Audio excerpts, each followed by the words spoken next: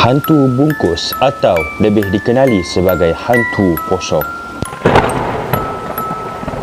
Rupa bentuk posong ini adalah sama seperti orang yang telah dibungkuskan dengan kain kafan tetapi talinya tidak dibuka.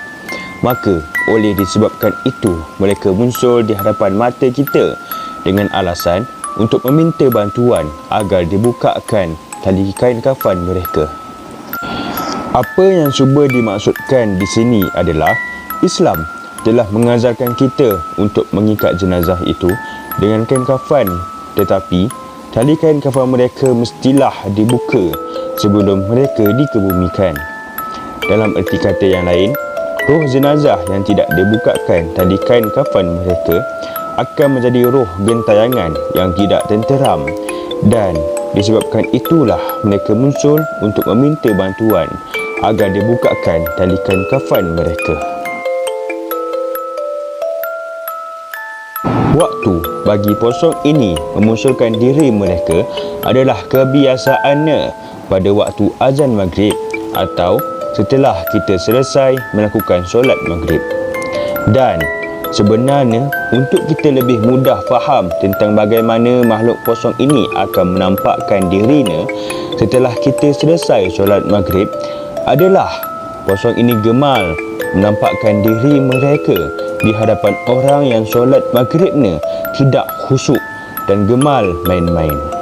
Maka oleh disebabkan itulah dalam Islam kita telah dididik untuk khusyuk ketika sedang melakukan solat dan tidak main-main, kerana makhluk-makhluk seperti ini gemal untuk memunculkan diri di hadapan mereka yang tidak khusyuk ketika sedang melakukan solat. Posong ini memiliki rupa wajah yang agak meneramkan kerana selain daripada badannya yang telah diikatkan dengan kain kafan seperti orang yang telah mati, dia juga sebenarnya memiliki wajah yang boleh membuatkan kita berasa mual dan tidak sanggup untuk melihat wajahnya, kerana wajah makhluk berbungkus ini adalah seperti tengkorak yang sudah tidak berdaging di mukanya, beserta dengan kening yang sudah tiada, bola matanya seperti hampir terkeluar, dan apa yang lebih menggelikan lagi adalah terkadang boleh nampak ulat di selah-selah matanya.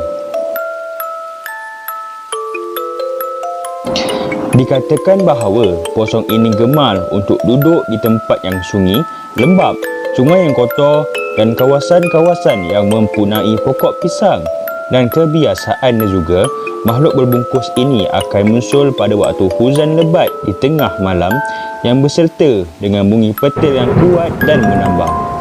Cara untuk kita mengetahui tentang kehadiran makhluk posong ini adalah dengan cara melalui bau, kerana posong ini akan muncul dengan bau yang hanyir dan busuk seperti bau mayat yang telah lama meninggal dunia.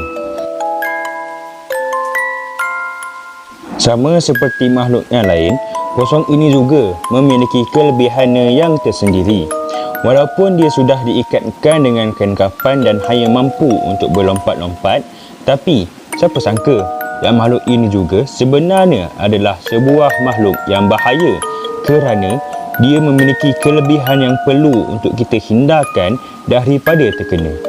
Antara kelebihan yang dia miliki adalah air liurnya. Dikabarkan bahawa sesiapa sahaja yang terkena air liur posong ini, maka dia akan mengalami kesakitan yang luar biasa, kerana air liur posong ini sebenarnya memiliki asid yang kuat dan boleh mengoyakkan kulit sesiapa sahaja yang terkena dengan air liurnya.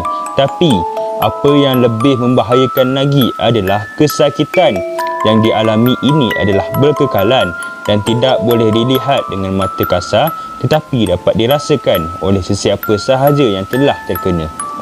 Selain daripada air liurnya yang berasid dan berlendir, kita juga dilarang untuk melihat ke matanya, kerana dikabarkan bahawa sesiapa sahaja yang melihat matanya tidak akan dapat bergerak dan satu badannya akan menjadi kaku dan tidak terdaya, dan hal ini boleh menyebabkan posong itu dapat mendekat dan terus mendekat sehingga betul-betul di hadapan wajah kita.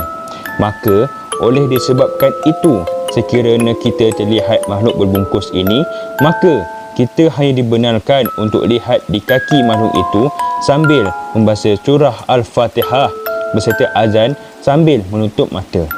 Kita tidak akan dapat menarikan diri daripada makhluk ini, kerana dia boleh muncul di hadapan kita pada saat kita fikir bahawa kita telah meninggalkan dia di belakang kita.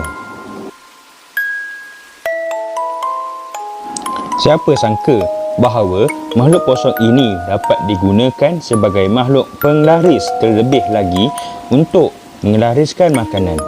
Hal ini kerana kosong akan meludah pada setiap makanan yang menggunakan penglaris bagi membuatkan sesebuah makanan itu berasa lebih sedap dari yang biasa, dan hal ini akan membuatkan kedai makan itu dapat menarik ramai pelanggan oleh kerana penglaris yang telah dia gunakan.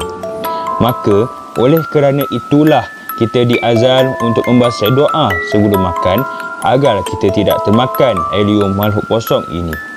Selain daripada dijadikan sebagai makhluk penglaris, makhluk ini juga dapat digunakan bagi menjaga sesebuah kawasan, terlebih lagi di kawasan yang terlarang. Maka oleh kerana itu, kita perlu sentiasa berhati-hati di kawasan yang dilarang, atau tidak, kita sendiri yang akan menanggung akibatnya nanti.